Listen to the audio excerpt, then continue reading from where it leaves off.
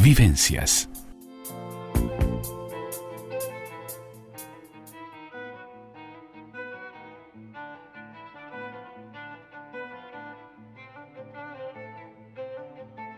Mano a mano y sin diván. La columna de Jorge Schneiderman en Vivencias.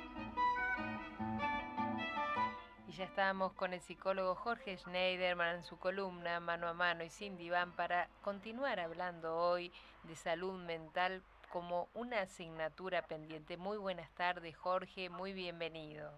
Muchísimas gracias, Andrea. Es un gusto, como siempre, reencontrarme contigo, con la audiencia y seguir transitando por estos temas, ¿no? Por momentos escabrosos, pero necesario es, Sí. entiendo yo, abordarlos. Sí.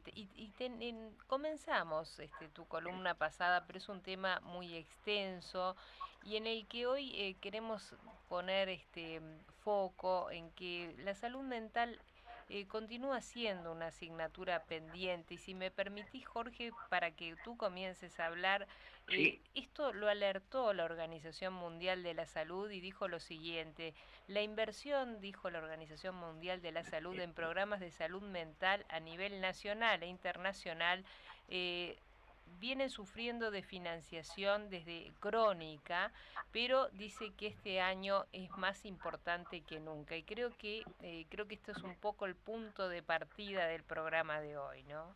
Exactamente, Andrea, exacto.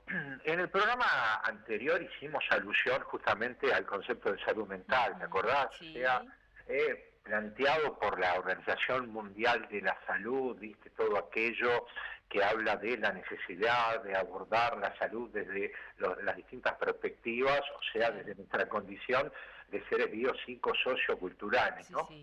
Bueno, y también estuvimos analizando en qué medida esta entidad sanitaria global y sus organismos satélites se constituyen realmente en motores generadores de cambio y concientización en materia de salud mental. Claro. Mirá, históricamente sus grandilocuentes manifiestos no han traspasado el plano discursivo, ¿no? El plano de lo declarativo, podríamos decir, y eso se emparenta un poco con la anodina gestión de los diferentes cuerpos deliberativos de las Naciones Unidas, ¿no? Donde la aprobación o ejecución, podríamos decir, de proyectos y resoluciones se halla generalmente supeditada a los intereses estratégicos que han movido intemporalmente las piezas del ajedrez geopolítico, donde se juegan realmente los destinos de la comunidad global, Andrea. Un poco esto está correlacionado también, lo que estás diciendo, con la pandemia que estamos viviendo. Acordate, Jorge, que hasta que la Organización Mundial de la Salud en los primeros días de marzo no decretó que esto que estábamos viviendo era una pandemia, estaba todo bastante complicado. Lo ha decretado, pero también un poco te escucho hablar y seguimos con los tejes y manejes según cada gobierno, según cada organización, y bueno, y ahí estamos también un poco luchando como la salud mental con la pandemia, ¿no? Tal cual, y teniendo que afrontar justamente situaciones generadas por intereses creados en distintos ámbitos donde muchas veces lo que menos se tiene en cuenta es la salud de la gente o las consecuencias que pueden derivarse de políticas erráticas o erróneas, ¿no? Pero creo que también resulta inconcebible, tal como lo plantea una reciente declaración de la Organización Panamericana de la Salud, ¿no? Que los recursos destinados, fíjate vos, Andrea, en las Américas, ¿no? En las 3 Américas y en el Caribe, ¿no? Esos recursos destinados a la prevención, diagnóstico y tratamiento de trastornos mentales, escuchá esto, no superan promedialmente el 2%, ¿no? Es un hecho por demás incomprensible si consideramos que un tercio de los cuadros de discapacidad totales se originan en esta clase de patologías, ¿no? Esto yo creo que de por sí es sumamente flagrante. Y como estábamos diciendo, ¿no? O sea, si un tercio de las discapacidades totales, incluidas las generadas por el uso abusivo de drogas, se producen a causa de trastornos psíquicos, Andrea, y cobra especial prevalencia, por supuesto, y ya lo hemos tratado en otros programas, Claro. la depresión y los trastornos de ansiedad, nada más ni nada menos. Claro, y todo esto, Jorge, también, como lo hemos tratado en otros programas, tiene que ver todo lo que, además de la falta de recursos y de la proporcionalidad de recursos que se le da a la salud mental, también tiene que ver con estos conceptos de productividad y de éxito que la sociedad de alguna manera también nos impone. Me parece que tiene correlación muy directa. A ver qué opinas tú. Por supuesto, tanto la depresión, los trastornos de ansiedad, ¿no? El estrés generado justamente por el vértigo al que nos vemos sometidos cotidianamente, obviamente genera la mayoría de estos cuadros, ¿no? De estos cuadros patológicos. Y bueno, creo que ahí entra a tallar también lo que es la voluntad política, y ya no solo debemos endilgarle a la Organización Mundial para la Salud, sino lo que cada gobierno per se define en cuanto a sus políticas de psicoprofilaxis. O sea, creo que también hay que considerar otra cosa. No obstante los menguados recursos, ¿no? Ese 2%, sí. También 3/5 del mismo son destinados al mantenimiento y la gestión de hospitales psiquiátricos. Y de ello se infiere que son más que exiguos los dineros que quedan entonces destinados a los servicios de atención primaria, que son fundamentales, ¿no? Porque son ese ámbito ante el cual comparecen diariamente personas que padecen los trastornos mentales más frecuentes y cuyo diagnóstico prematuro y adecuado tratamiento, bueno, redunda en mayor calidad de vida para el paciente, ¿no? Porque ¿qué pasa? Hoy por hoy, lo que es el establecimiento psiquiátrico es algo prácticamente perimido, que no está cumpliendo un rol adecuado en el tratamiento de los trastornos mentales. Vos me dirás, pero bueno, toda la vida existieron los establecimientos psiquiátricos, pero bueno, creo que llegamos a un estado de situación en que queda más que claro, sí, que no han sido eficientes porque siguen manteniendo ese modelo de, digamos, de instancia de contención, confinamiento, aislamiento, que no redunda en lo que es un proceso de rehabilitación y de reintegro, ¿no? Y de reintegración justamente al paciente a la vida en comunidad. Además, Jorge, viendo a lo largo de estos años, ¿no? Que algo que tú señalás y que hay mucha gente con problemas de alcohol y de drogas que terminan en instituciones lamentablemente mentales, producto de estas adicciones, y hay veces no es la mejor salida porque no encuentran allí un tratamiento específico. Es como que los depositaran en estas instituciones, y cuando el problema es bastante más serio y más profundo, no es depositar a la gente en una institución psíquica para ser tratada, sino para que se mejore, para ver cada uno su patología y que responda a estos tiempos, como bien tú señalás, que estamos viviendo, ¿no? Sí, por supuesto. Y más aún, fíjate que muchos de los establecimientos que hay en nuestro país presentan aún características infraestructurales más próximas a los modelos hospitalarios decimonónicos que por entonces, ¿no? A la época que se creó el Hospital Vilar de Bo, estaban abocados estrictamente a la contención y confinamiento de los pacientes. Por lo tanto, ese peso estigmatizante que tiene. Pero debemos agregar también el factor social. Vos bien dijiste, con mucho acierto, que muchos pacientes derivan a esas instituciones, o mejor dicho, son institucionalizados, padeciendo patologías que bien podrían ser trabajadas, tratadas, en instancias de medio camino, como sucede en muchas partes del mundo, tratando de no romper el delgado hilo que los une a la vida en sociedad. ¿Qué pasa? ahí converge el factor social. Hay mucha gente que obviamente recorre el camino de la institucionalización justamente porque carece de recursos, porque no hay una contención familiar. Y bueno, y eso termina constituyéndose en un depósito de personas. Tenemos muchos casos aquí, si bien es encomiable la tarea de funcionarios que mantienen muchas veces los servicios hospitalarios en base a dedicación, vocación, voluntad, eso no es suficiente porque poco a poco, no bien se va rompiendo el nexo, esos nexos saludables que aún perviven en el paciente, cuanto más tiempo transcurre en la institución, más difícil es poder retornar luego con una perspectiva más o menos adecuada, ¿no? Claro. Mira, Jorge, acá tengo, si me permitís, dos mensajes que quisiera compartir contigo. Gonzalo de Positos dice, buenas tardes, dice, se necesitan menos palabras y más acciones concretas para hacer realidad políticas para la salud mental.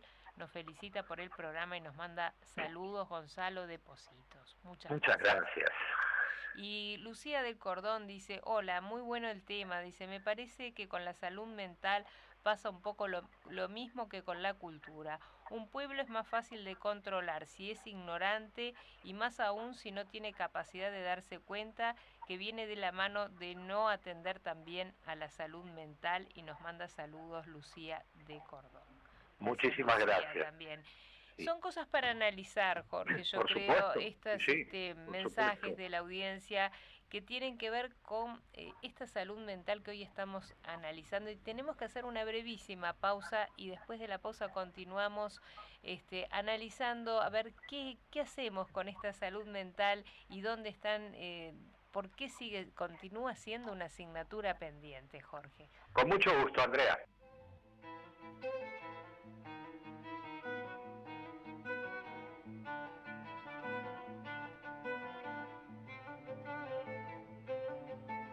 Mano a mano y sin diván, la columna de Jorge Schneiderman en Vivencias.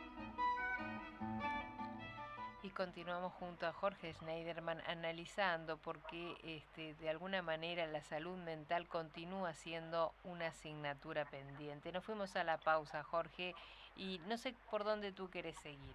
Bueno, creo que hay que poner énfasis en lo que planteamos en cuanto al tratamiento, ¿no? Y entender que de acuerdo a los criterios de vanguardia en la materia, los hospicios, ¿no?, los manicomios, los neuropsiquiátricos han perdido su razón de ser y se torna altamente recomendable proceder, Andrea, paulatinamente, obviamente sin exabruptos, a una exclusión de estos tipos de establecimiento de los esquemas sanitarios, ¿no? La incorporación de estrategias terapéuticas de medio camino, como decíamos hace un ratito. A ver, ¿podés explicarnos esto de las estrategias de medio camino? Me interesa ver que nos claro. Poquito, a ver. Son instituciones que pueden ser gestionadas desde el plano privado, desde el plano público, que implican generar un espacio de contención donde el paciente, más allá de la patología, de la afección que padece, pueda continuar desarrollando habilidades, potencialidades, destrezas y procurando de esa manera que el nexo con la sociedad no se destruya y que el grado de estigmatización generado por esa instancia de confinamiento no atente contra las posibilidades reales de emerger total o parcialmente del cuadro que padece, ¿no? O sea, de la entidad nosológica que lo atribula.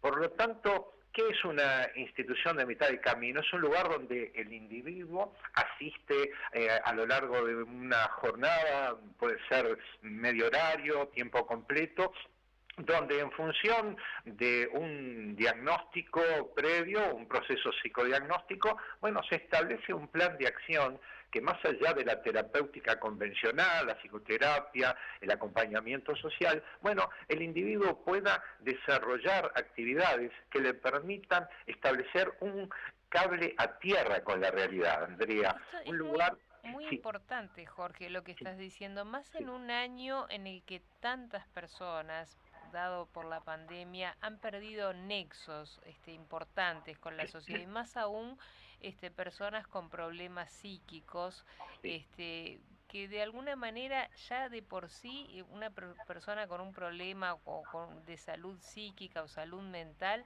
ya se va alejando, se va apartando por el mismo problema de la sociedad mismo. Si todavía lo recluyen, yo te escuchaba muy atenta, Sí. pienso que es como dar un paso más para digamos, consolidar esa ruptura con la sociedad, ¿no?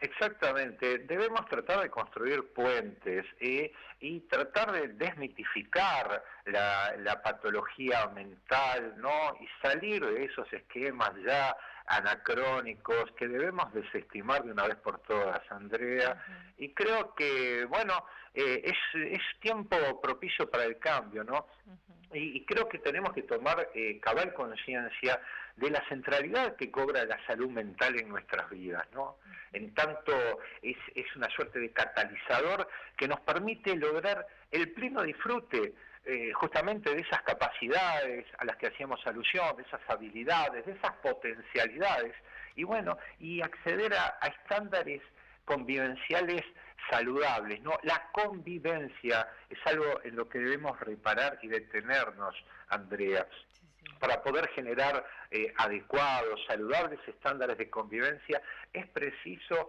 bueno, desestigmatizar a la persona, ¿no? Que deje de ser el loco del barrio, el loco del pueblo, Claro, además por otra parte, pensemos, Jorge, en materia también laboral, se me ocurre que debe ser difícil para las personas que ya salen de una institución, de internación o que están a medio camino, como bien ha señalado, el poder reinsertarse a un trabajo, no debe ser fácil.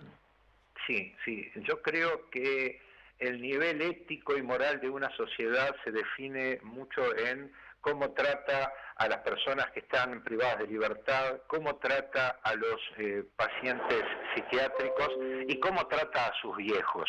Y te das cuenta que hay un común denominador que, digamos, que tristemente marca esas tres instancias, que es el confinamiento, ¿no? Ujú, Entonces, yo creo que, bueno, como ya hemos enfatizado reiteradamente, ¿no? Nuestra salud mental se expresa, Andrea, en la capacidad de gestionar los conflictos vinculares, tomando distancia de aquellas relaciones que nos apartan de nuestro propio deseo. La salud mental es también entendernos como individuos falibles, no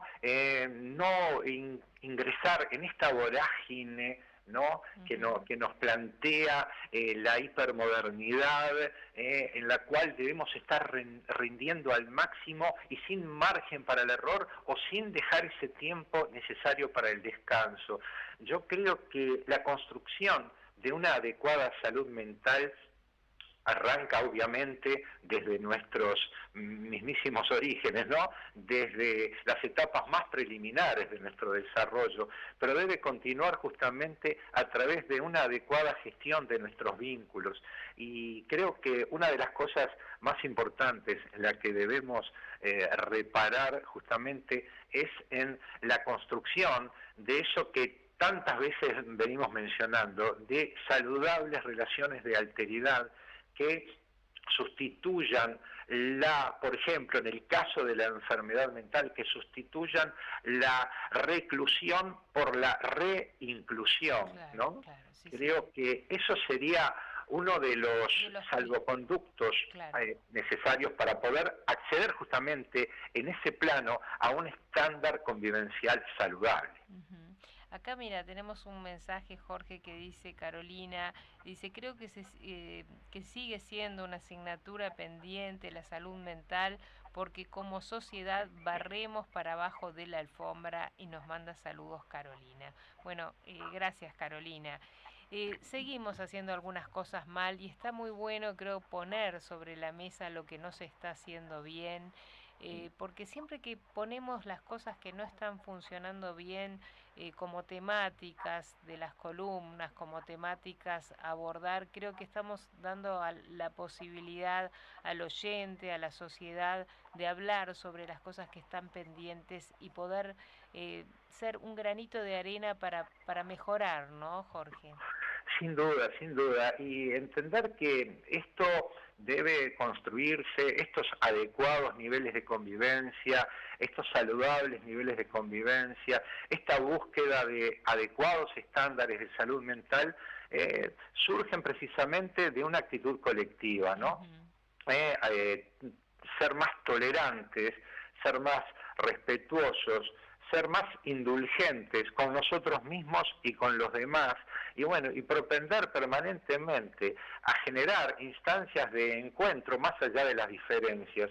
Es muy importante, y sobre todo para las personas que de repente padecen una patología definida, bueno, no sentir esa actitud de, digamos, discriminatoria, esa suerte de segregación, tratar de entender a la persona, al paciente psiquiátrico, aquel que de repente se aparta de determinadas conductas, entenderlo como alguien que merece y tiene todo el derecho del mundo a construir en la medida de lo posible una vida feliz, ¿no? Podríamos hablar horas en cuanto a cuáles son los estándares de felicidad, pero bueno, tratar de que esa persona no se sienta apartada y que más allá de las diferencias pueda acceder obviamente a una vida donde tenga igualdad de oportunidades más allá de aquellas limitaciones que padece, ¿no? Claro, igualmente creo que es un tema,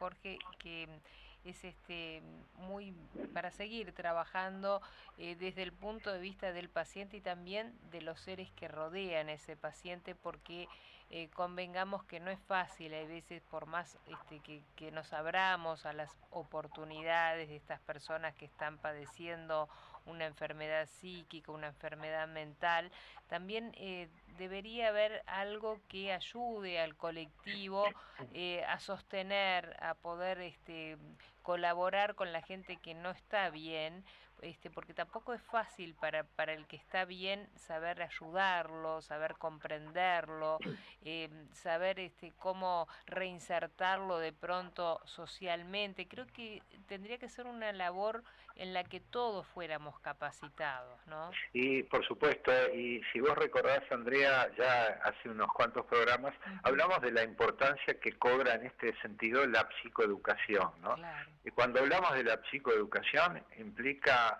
no sé, es algo así como imbuir a la gente de la importancia de aprender a leer los padecimientos del otro, de poder desarrollar esos niveles de empatía, de comprensión, y bueno, y por supuesto generar redes de contención, urdir entramados, ¿no? Donde de repente, como vos bien puntualizás, las personas, los familiares, puedan tener no solo el grado de información, sino de preparación y acompañamiento, no simbólico, sino acompañamiento propiamente dicho, ¿no? A través de adecuados sistemas de coordinación y asesoramiento técnico profesional, más allá de líneas telefónicas que muchas veces son, vamos a decir, insolventes porque no generan ese grado de contención necesaria, ¿no? Entonces, esos espacios físicos, esos lugares donde no solo el paciente, sino su entorno, quienes lo rodean, puedan prepararse para poder justamente brindarle posibilidades de una mayor calidad de vida, de que en ese contexto familiar, como decíamos hace un ratito, pueda ser feliz, pueda sentirse uno más y no el tercero excluido, el que genera problemas.